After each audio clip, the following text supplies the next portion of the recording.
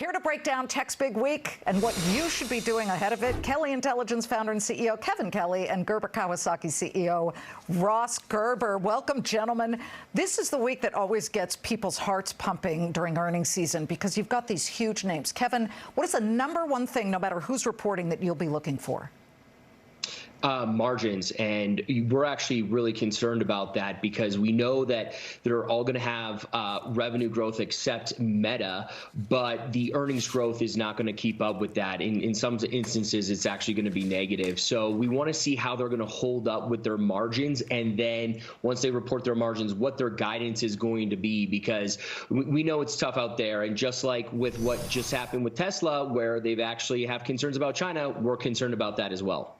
What about you, Ross? Is there something specific that you are going to be digging for in each of these reports? Well, I think the point that made was very valid, and we've seen the tech sector has been trimming jobs to try to keep margins. So we'll see if they actually are able to maintain the margins despite the cost cutting. And then secondly, I think it's really hard for companies to give guidance going forward because there's so much uncertainty in areas like China and Europe. So I think that's going to be very interesting, what the commentary is from the different CEOs during the conference calls about what they really see ahead, because I think all the companies have different factors affecting them that might be positive or negative for the next 12 months to 2 years. Kevin, let's get to picks. You like Microsoft. You've got a hold on Apple. That I'm interested in hearing about. Google, you've got a hold. Amazon, a hold. Meta, you have a sell. I get that. But why the hold on Apple? Yeah, the hold on Apple is actually predicated on what sort of just came out over the weekend with Xi Jinping over in China solidifying his next third term, and it could be indefinite. And we know he's not conducive for businesses. And China is a big market for Apple. They even custom made a data center over there to keep the information within the country. So we think it could be a potential headwind, especially with how much can they keep raising. I mean, I know they raised prices on some services today, but how long can they keep doing that, considering we're potentially heading into a recession, which could hurt consumer spending? So, there's a lot of headwinds coming Apple's way and not the tailwinds that they had in the past. If you think about all their last issues of the iPhone, they were actually increasing their production.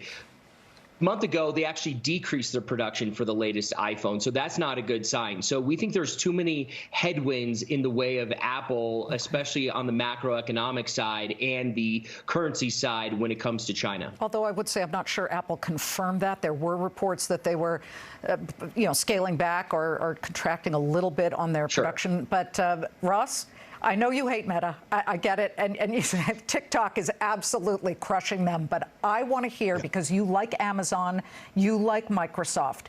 Amazon has gotten so cheap when it comes to the pullback here. I know that it is down about, let's say, 28% year to date. Microsoft's down 26% year to date. But is it just that valuation having come down to earth, or is it something else?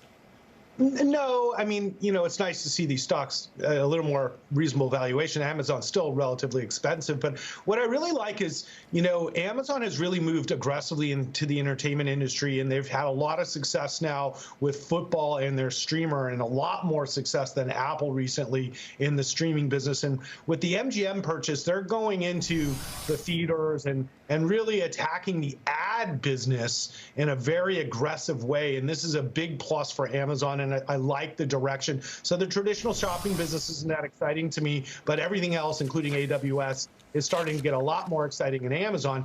And then with Microsoft, it's just a solid player.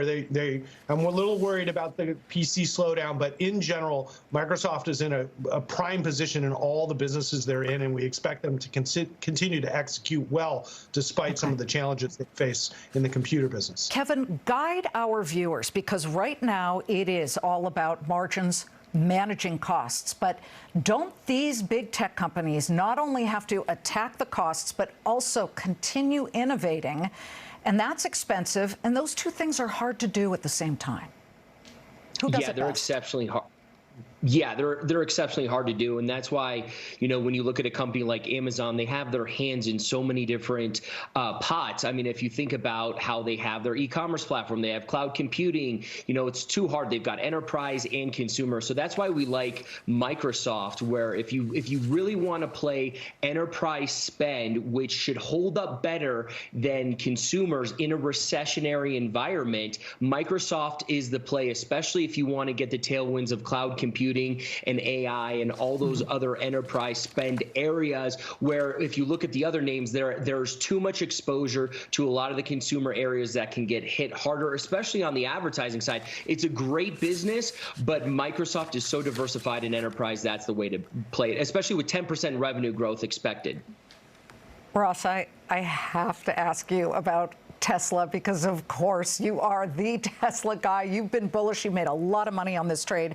Where do you stand on Tesla right now? And what did you think of Elon's comment during the conference call that he foresees, or he could foresee, that Tesla one day would have a bigger market cap than Apple and Aramco combined? I don't think that's a crazy statement, to be honest, because Aramco is going to be worth nothing in 5 years thanks to Tesla. And Apple hasn't really innovated much in a long time. And when you start thinking about robots and Cybertrucks, boy, Tesla could grow a lot in the next 5 years. And so, when you look at Tesla today, trading around 200, a little over 200, this is just an amazing opportunity for long-term investors who can deal with the volatility of investing with Elon Musk. But I have to say, with what's in store for Tesla over just the next 6 months to a year, and then of course Biden's what I call the Tesla Enrichment Act, which he passed this year, that's going to be a huge benefit to Tesla in 2023.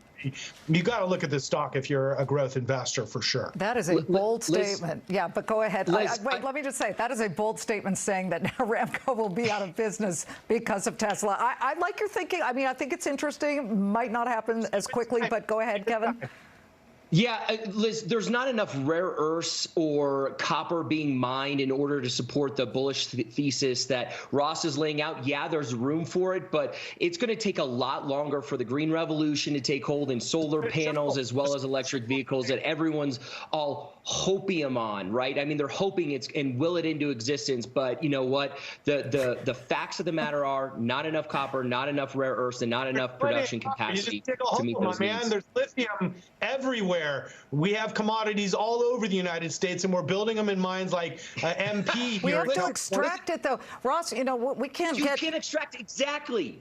We can't extract natural gas because of all of the permitting issues. Where their miners are going on strike. How they do this. The only reason we're not extracting it is because we haven't put any effort into doing it. We let China make all this money.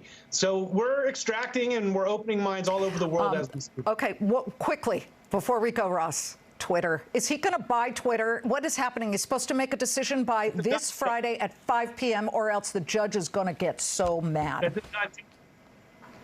It's a done deal. Sorry, I didn't hear. It's done. It's a deal. Okay. The deal is done. Okay. And I can't say more than that, but it should close on Friday. Kevin, what do you think?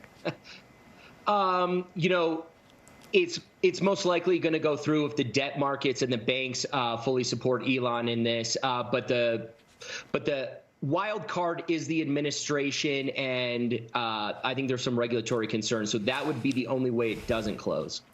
Yeah, I don't see those, but we'll be watching. And by the way, stay tuned to this channel because we are covering the Twitter Elon story out the wazoo. Kevin, Ross, always a pleasure to have you. Now you guys go fight about lithium. Our countdown in the commercial break.